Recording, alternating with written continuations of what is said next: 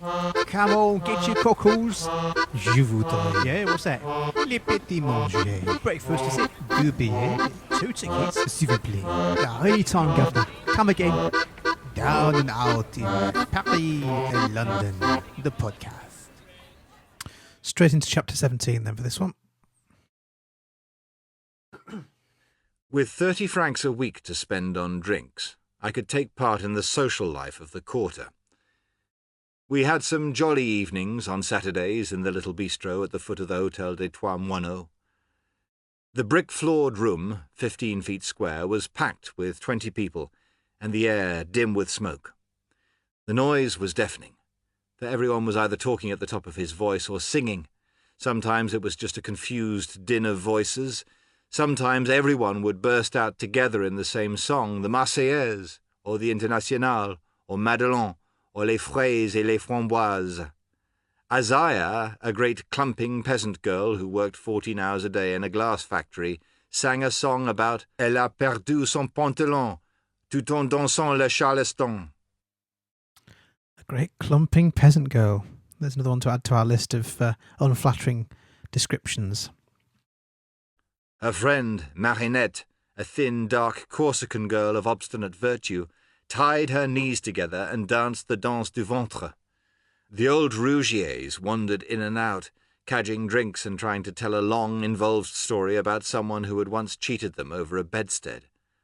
R, cadaverous and silent, sat in his corner quietly boozing. So more chromomorphism there with the description of R, cadaverous and silent. So cadaverous being like a cadaver, being like a corpse, a dead body. Charlie, drunk, half danced, half staggered to and fro with a glass of sham absinthe balanced in one fat hand, pinching the women's breasts and declaiming poetry. People played darts and diced for drinks. Manuel, a Spaniard, dragged the girls to the bar and shook the dice box against their bellies for luck. Madame F. stood at the bar rapidly pouring chopine of wine through the pewter funnel, with a wet dishcloth always handy, because every man in the room tried to make love to her. Two children, bastards of Big Louis the bricklayer, sat in a corner sharing a glass of sirop. Everyone was very happy, overwhelmingly certain that the world was a good place, and we a notable set of people. Okay, so just the description of Big Louis, there's the plosives there that just somehow seem to caricature him, the bastards of Big Louis the bricklayer. Those plosives there just sort of make him seem like a figure of fun, really. A caricature person. Well, that's the intention, I don't know, but that's how he comes across to me. For an hour, the noise scarcely slackened. Then about midnight there was a piercing shout of "Citoyen!" and the sound of a chair falling over. A blond, red-faced workman had risen to his feet and was banging a bottle on the table. Everyone stopped singing. The word went round, "Shh, Fureur is starting." Fureur was a strange creature, a Limousin stonemason who worked steadily all the week and drank himself into a kind of paroxysm on Saturdays. So more either zoomorphism or chromomorphism with strange creature. You can take your pick. I suppose zoomorphism if a creature really, isn't it? But certainly dehumanizing Furex, the limousine stonemason. He had lost his memory and could not remember anything before the war, and he would have gone to pieces through drink if Madame F. had not taken care of him. On Saturday evenings at about 5 o'clock, she would say to someone, "Catch Fureur before he spends his wages," and when he had been caught, she would take away his money, leaving him enough for one good drunk. One week he escaped, and rolling blind drunk in the Place Monge, was run over by a car and badly hurt. The queer thing about Fureur was that, though he was a communist when sober, he turned violently patriotic when drunk. He started the evening with good communist principles, but after 4 or 5 litres he was a rampant chauvinist, denouncing spies, challenging all foreigners to fight, and if he was not prevented, throwing bottles. It was at this stage that he made his speech, for he made a patriotic speech every Saturday night. The speech was always the same, word for word. It ran, "Citizens of the Republic, are there any Frenchmen here? If there are any Frenchmen here, I rise to remind them, in effect, of the glorious days of the war. When one looks back upon that time of comradeship and heroism, one looks back, in effect, upon that time of comradeship and heroism. When one remembers the heroes who are dead, one remembers, in effect, the heroes who are dead. Citizens of the Republic, I was wounded at Verdun." So in this little speech, we'd expect to find features of rhetoric, and of course we do, although they are quite clumsy. You've got the anadiplosis of, or maybe it's just base repetition. I rise to remind them in effect of the glorious days of the war.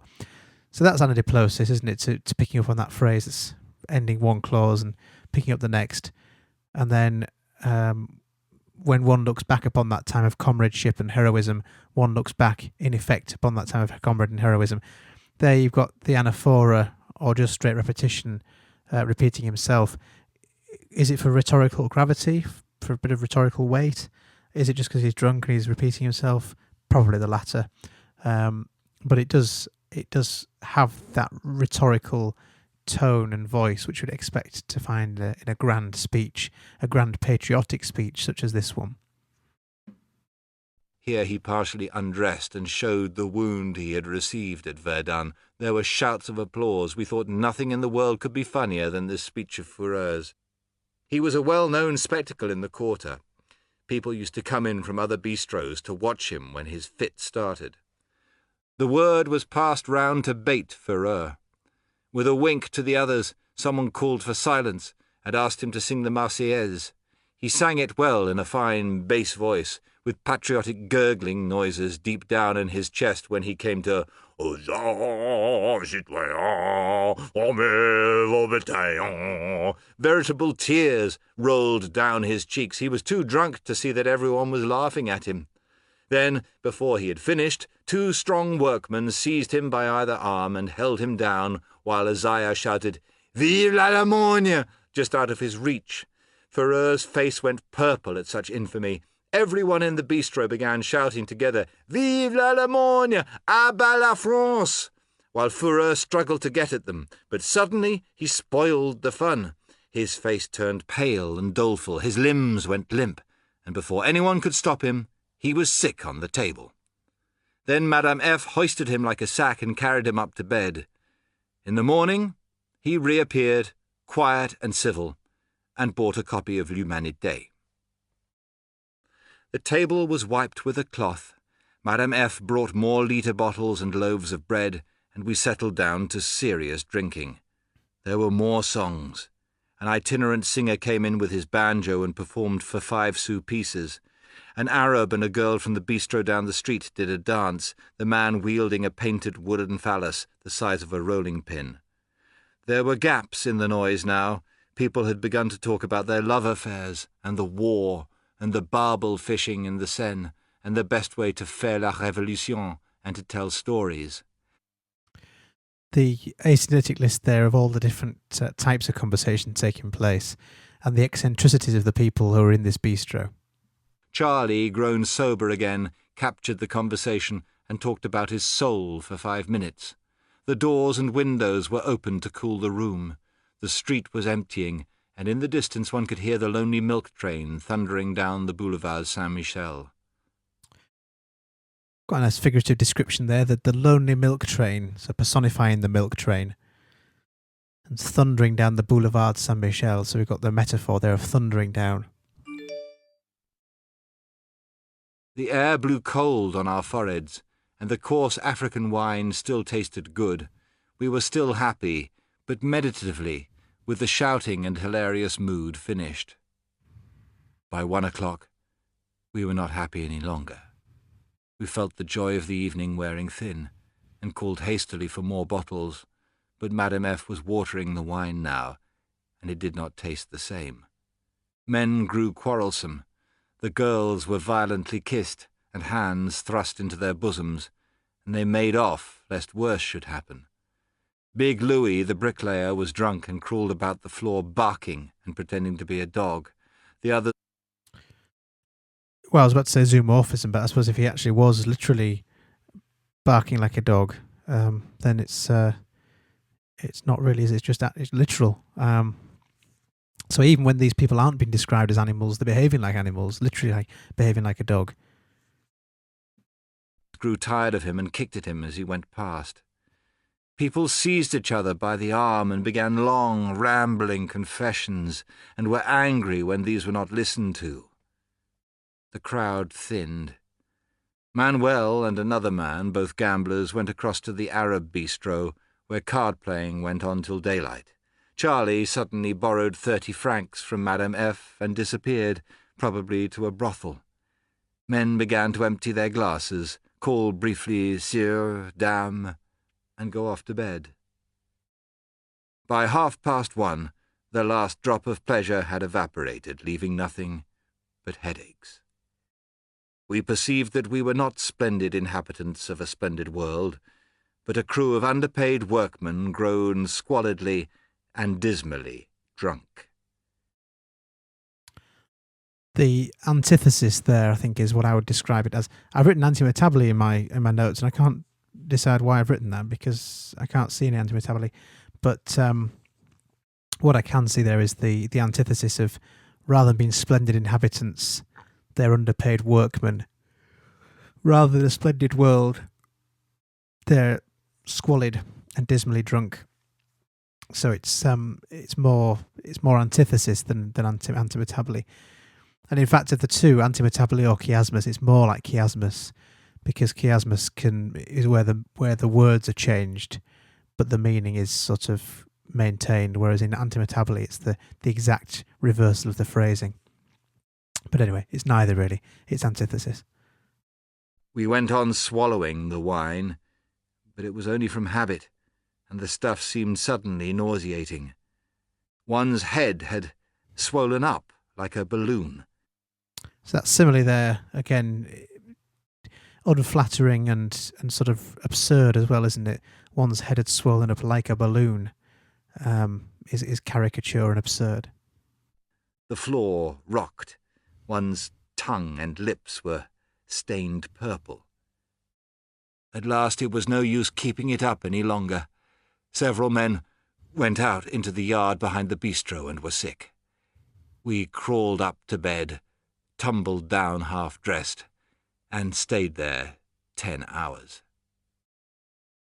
Most of my Saturday nights went in this way.